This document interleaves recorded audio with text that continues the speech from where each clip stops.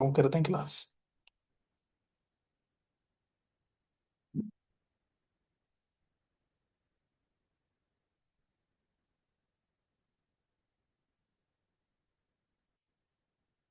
अच्छा, आज हमारी I think so third class थी पैरा से रिलेटेड।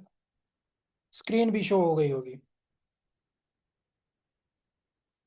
आई होप के स्क्रीन शेयर हो गई होगी।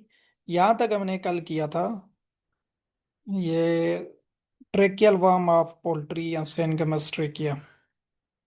यहाँ तक हमने पढ़े थे। ये एंटामोलॉजी ये चीजें हमारे काम की नहीं है। यहाँ से कुछ चीजें हैं हमारी। इंसेक्ट्स क्या होते हैं? ये सिक्स लेग जो है ना, अर्थोपोड एनिमल्स होते हैं, स्मॉल इंसेक्ट्स। ठीक है।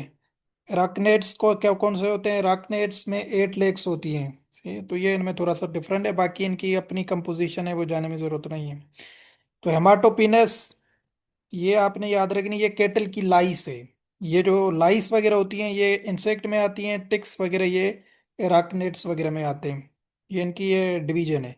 तो ये केटल की लाइस हो सकता है पेपर में भी आ जाए, क्या है? हेमाटोपिनस एरेस्टर्नस। ठीक है, हेमाटोपिनस एरेस्टर्नस जो है ना, ये केटल की लाइस है। तो दूसरी भी है केटल की लाइस या लाउस, कौन सी है? Long nose kettle Laue's. तो इसका नाम है लिग्नोकेंथस। बट ये पोल्ट्री की हम याद करेंगे, ये इतनी पेपर में नहीं आती है, ये जस्ट ऐसे बता रहा हूँ। ठीक है, फिर बता रहा हूँ, इसमें कंफ्यूज या परेशान नहीं होना कि नाम हम कैसे याद रखेंगे। हेमाटोपिनस, लिग्नोकेंथस, ये याद रखने की जरूरत नहीं है। जो चीज़ इंपॉर्टेंट है वो बता रहा हूँ, बट ये आपको थोड़ा सा बस नज़रों से घुमाना है कि ये हेमाटोपिनस और लिग्नोकेंथस ये क्या है? केटल की लाइस है। सही। बाकी ये इतनी डिटेल में पेरा में क्वेश्चन नहीं आते। उसके बाद जो चीज इंपॉर्टेंट है वो क्या है? यहां से ये वाली चीज आपने याद रखनी है, ये इंपॉर्टेंट चीज है। ओस्टरस ओवेस, वेरी इंपॉर्टेंट पॉइंट है। इसको कहा जाता है फॉल्स गिड।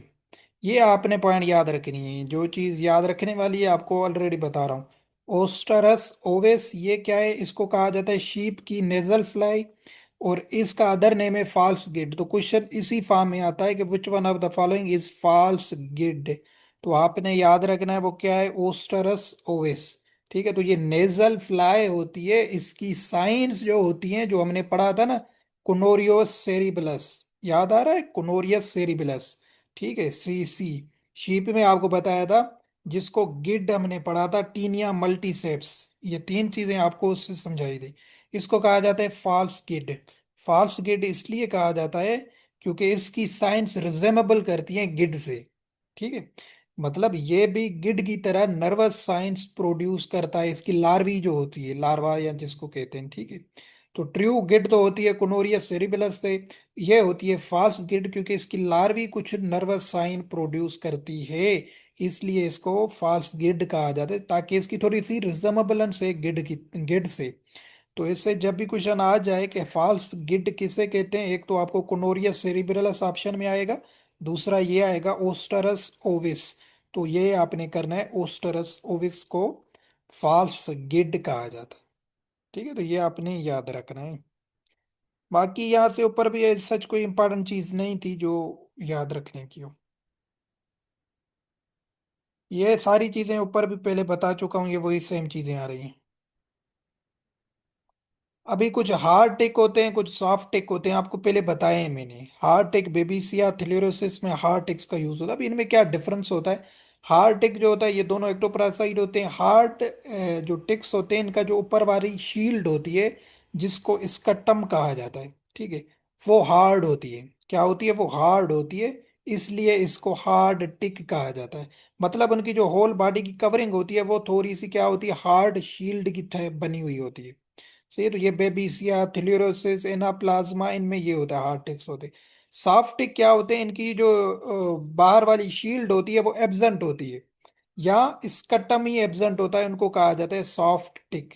इसमें आते हैं, फैमिली कौन सी आती है? अर्गस की। एक याद है ना, अर्गस पेरस्कस, हमने पढ़ा था फाउल टिक, वो क्या है? सॉफ्ट टिक है। ठीक? क्योंकि अर्गस की सारी जो साइंटिफिक फैमिली है ये सॉफ्ट टिक में आती। मतलब इनमें जो ऊपर वाली शील्ड है वो सॉफ्ट होती है या मौजूद नहीं होती है। सही, या सॉफ्ट होती है या मौजूद नहीं होती है। तो ये इनमें थोड़ा सा एक डिफरेंट है, हार्ड और सॉफ्ट टिक में। ये फैमिली लिखी भी हुई है, एक्सोडाइड फैमिली, ये बताया भी है आपको किस में होती है, बेबिसिया थ्यूरोसिस में। और अर्गसेडाई फैमिली ये सॉफ्टिक्स में होती है। ठीक है, ये हमने कुछ चीजें पढ़ी हुई हैं। उसके बाद ये पैथीरेप्टरा लाइस की फैमिली है, साइफनोपेट्रा फ्लीज की, हेमीपेट्रा बग्स की, ये भी याद रखने की जरूरत नहीं है। ये पैथीपेट्रा लाइसिस की है। लाइस में फिर दो कैटेगरीज आती हैं, एक आती है सक्किंग लाइस, ठीक है, जिसे कहा जाता है एनोप्ल्यूरा। ठीक है, एनोप्ल्यूरा पैथीपेट्रा ये ऑर्डर है, जैसे हमने पढ़ते हैं ना फाइलम वगैरह, तो ये पैथीपेट्रा ऑर्डर है ये। उसके दो फिर क्लासेस हैं, एन्यूप्ल्यूरा सकिंग लाइस को कहा जाता है, मेलोफेगा बाइटिंग लाइस को कहा जाता है। एन्यूप्ल्यूरा सकिंग लाइस को कहा जाता है जो सिर्फ ब्लड को सक करती हैं। ठीक है, यहाँ जो फीड करती हैं ब्लड पे उनको एन्यूप्ल्यूरा कहा जाता है। मतलब हेयर लॉसेस वगैरह में इनमें होती है। मेलोफेगा जो चुइंग वगैरह करती हैं या बाइटिंग करती हैं स्किन का डेब्रेस फीदर्स वगैरह, तो ये होती है मेलोफेगा लाइस वगैरह। सही है, तो ये दोनों कैटेगरीज हैं लाइसिस की। ये सारी वही सेम चीजें काफी दफा बताई हुई हैं, डिस्कस करने की जरूरत नहीं है। कोक्सीडोसिस, टेक्सोप्लाज्मोसिस, डोरीन, सर्रा, ये काजेटिव एजेंट हैं, बस इनके यही याद रखने होते हैं। ठीक है, उसके बाद क्या है, ये एंट एमोबिया हिस्टोलेटिका काजेज एमोबिक डायसेंट्री इन मेन डॉग के टीटीसी। ये क्या है कि ये भी प्रोटोजोआ पैरासाइट होता है, एंट एमोबिया हिस्टोलेटिका, ये होता है लार्ज इंटेस्टाइन में। कहाँ पे होता है? Large intestine, different mens oh sorry humans and different animals में ये होता है, जिसमें ये एमोबिक डायसेंट्री डिजीज है। ठीक है, एमोबियासिस भी इसको कहा जाता है, ये डिजीज करवाता है एंटेमोबिया हिस्टोलेटिका। प्रोटोजोआ है, तो कहाँ पे रहता है? लार्ज इंटेस्टाइन में रहता है। तो इससे क्या होते हैं, ब्लडी डायरिया वगैरह होते हैं, या म्यूकस वगैरह डिस्चार्ज होता है। तो ये चीज होती है, तो ये भी क्वेश्चन आ सकता है वैसे। एमोबिक डायसेंट्री किससे होती है, कौन से पैरासाइट? इंट एमोबिया हिस्टोलेटिका से ये होता है, ये प्रोटोजोआ है। सही है, तो ये मैन को भी करता है, डॉग को, कैट को, इनको ये इफेक्ट करता है। उसके बाद ये कोक्सिडोसिस, कोक्सिडोसिस आपको पहले भी काफी दफा बताया है। ठीक है, इसके तीन जेनरस जीनस होते हैं या जेनरा होते हैं, तीन पैथोजेनिक। ठीक है, बताया है पैरासाइटिक डिजीज है, कहाँ पे इफेक्ट करती है? इंटेस्टाइन पे इफेक्ट करती है।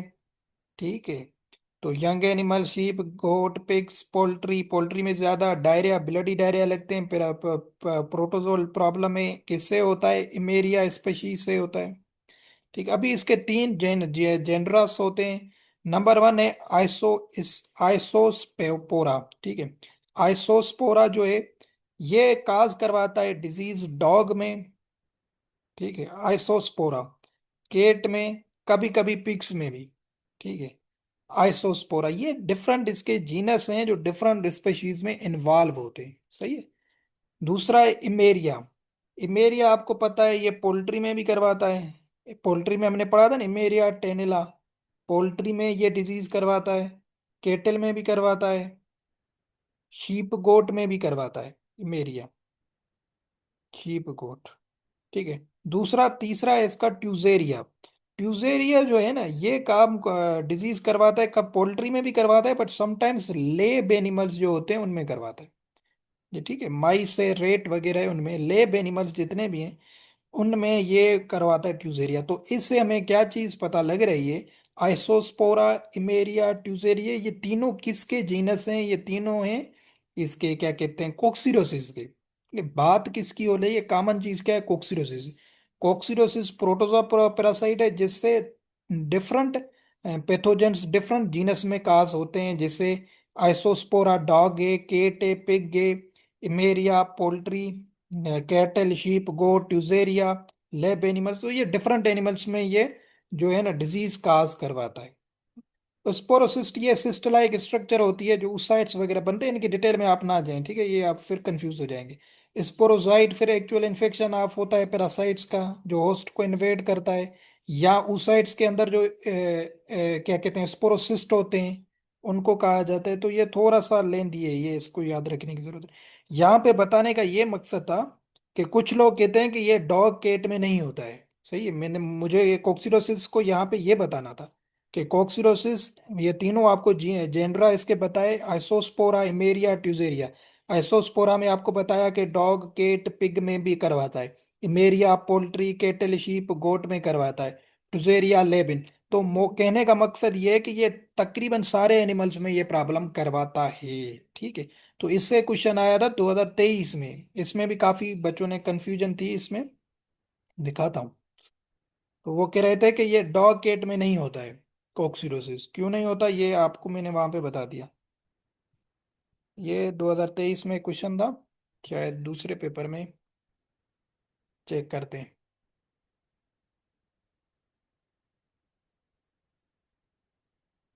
ये देखें, क्वेश्चन नंबर 6 क्या है कि which one of the following is parasitic infection, याद रखिए पैरासाइटिक है, that commonly effect the intestine of dogs and kids. ठीक है। तो यहाँ पे कोक्सिडोसिस आंसर था, बट काफियों ने कहा कि भाई डॉग्स एंड कैट्स में इंटेस्टाइनल इन्फेक्शन कोक्सिडोसिस नहीं करवाता, ये पोल्ट्री में करवाता।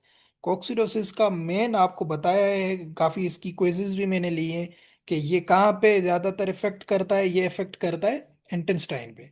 और इसके ये तीन आपको पैथोजेंस पैथोजेंस बताए जीनस के, कि ये आइसोसोरपा कैटेगरी में डॉग केट पे इफेक्ट करता है, एमेरिया में। बात एक ही होती है, ब्लडी डायरिया लगते हैं, बट इनके डिफरेंट जीनस इन्वॉल्व होते हैं। जैसे हमने पढ़ा एमेरिया टेनेला, ये एमेरिया की होती है, जीनस होता है, ये उसकी स्पेशीज होती हैं, आइसोसोरपा की अलग होती हैं। तो कहने का मतलब वो सारे एनिमल्स पे ये इफेक्ट करता है, सब में इंटेस्टाइन को डैमेज करता है। ठीक है। ये आपने याद रखना है। ये देखिए, चिकन में एमीरा टेनिला, सिकल कोक्सिडोसिस, ये बताया इंटेस्टाइन में कोक्सिडोसिस होती है, उसको एमेरिया ब्रूनेटी कहा जाता है। ये टेक्सोप्लाज्मा गूंडी है, ये भी बताया आपको सारी चीजें, ये यहाँ पे इतनी चीजें इंपॉर्टेंट नहीं है। लेशमीनिया, लेशमीनिया का वेक्टर बस आपने याद रखना है सेंट फ्लाई। और ट्रैपनोसोमियासिस, इसका भी वेक्टर आपने याद रखना है सीसी फ्लाई। ठीक है। ये ट्रैपनोसोमा इवनसी, क्रूजी, क्यूपेरिडम, ब्रूसी, ये सारे बताएं आपको। ये वैसे नाम भी लिखी हुई है, सरा इससे होती है, इवनसी से, चगास, स्लीपिंग सिकनेस, डोरिन, ट्रैपनोसोमा एक्यूपेरिडम से। ये दो आपको याद रखनी है, सरा एंड डोरिन।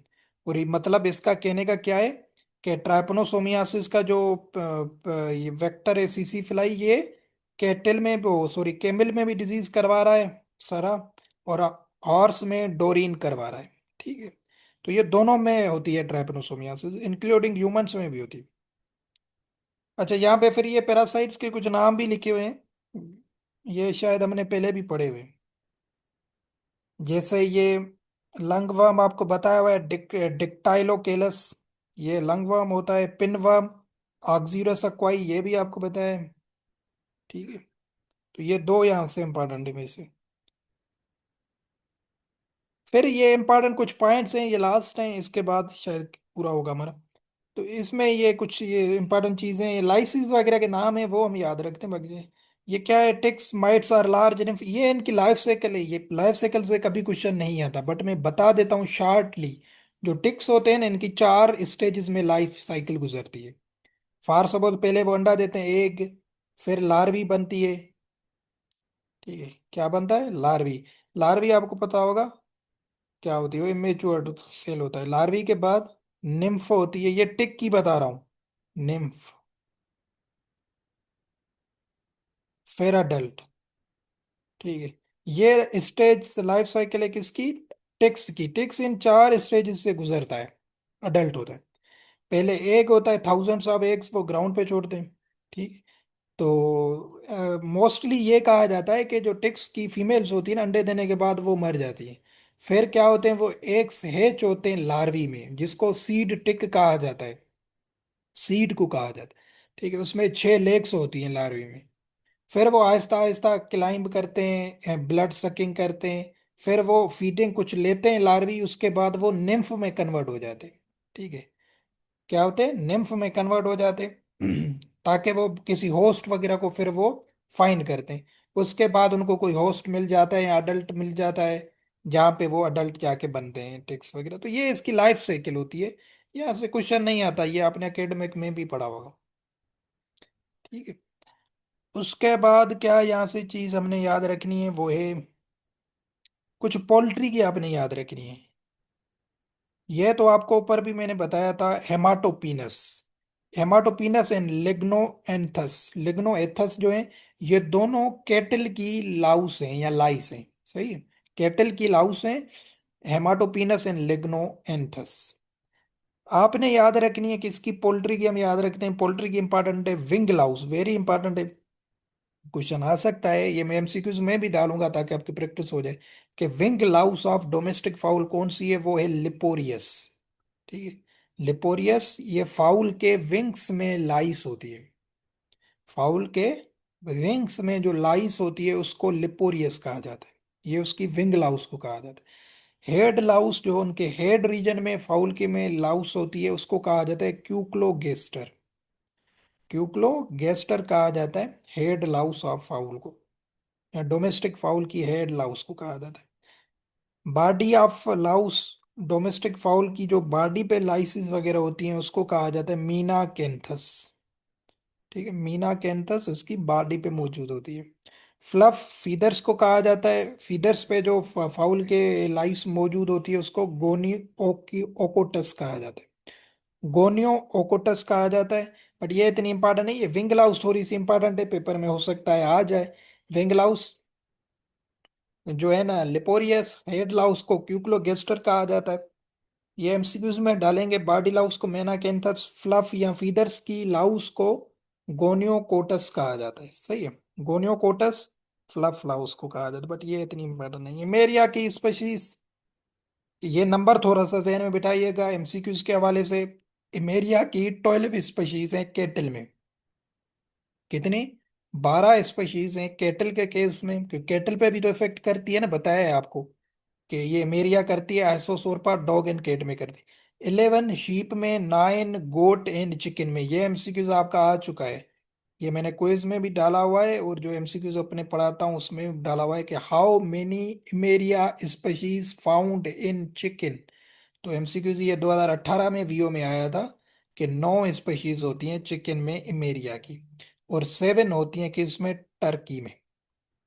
तो इसलिए ये बता रहा हूँ, ये नंबर आपने याद रखना है कि 12 होती हैं केटल में, 11 शीप में होती हैं, 9 होती हैं गोट और चिकन में, 7 होती हैं टर्की में। बाकी ये इनके नाम याद रखने की जरूरत नहीं है, ये डिफरेंट नाम है, मेरा टेनिला बस आपने याद रखना है, ये सीकम पे होती है। सीकम में जब भी कोक्सीडोसिस होती है, वो होती है किससे, इमेरिया टेनिला से होती है। बाकी भी ये चीजें, बाकी वो काम की नहीं है हमारी। क्लियर है यहाँ तक। ये पैरासाइट्स यहाँ पे शीप के दिए हुए हैं, ये देखो, ये डिक्टोकेलस आपको बताया, बस डिक्टोकेलस नाम आपने याद रखने हैं। नेजल में अभी ऊपर बताया ओस्टरस ओविस, जिसको फॉल्स गिड कहा जाता है। ठीक है, ये नाम इसका आपने अदर नेम जरूर याद रखना है। ये टीनिया मल्टीसेप्स, ये कहाँ पे होता है, हेड रीजन ब्रेन में होता है, क्यों, यहाँ से गिड होती है, कोनोरियस सेरिबलस। ठीक है, ये लाइस वगैरह भी इसकी हैं।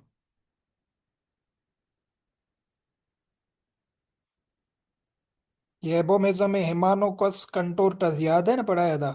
हिमानकस कंटोरटस, जिसको barber pole worms, wire worm, twisted worm हमने नाम दिया था। तो ये कहाँ पे होता है, एबोमिज्म में होता है, जो ट्रू स्टमक होता है रुमिनेंट का।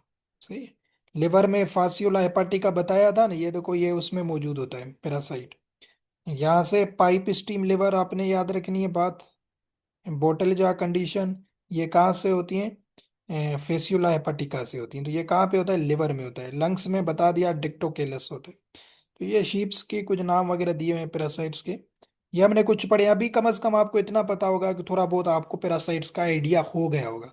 फिर इंशाल्लाह आगे भी किसी और बुक में भी इसको पढ़ेंगे, इसके एमसीक्यूज करेंगे, तो समझने में थोड़ी चीज आसानी हो जाएगी। तो क्लियर है यहाँ तक।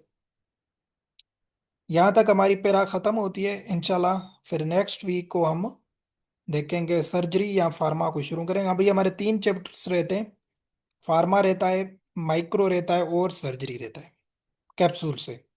बाकी हमने सारी चीज़ें पढ़ी हुई हैं।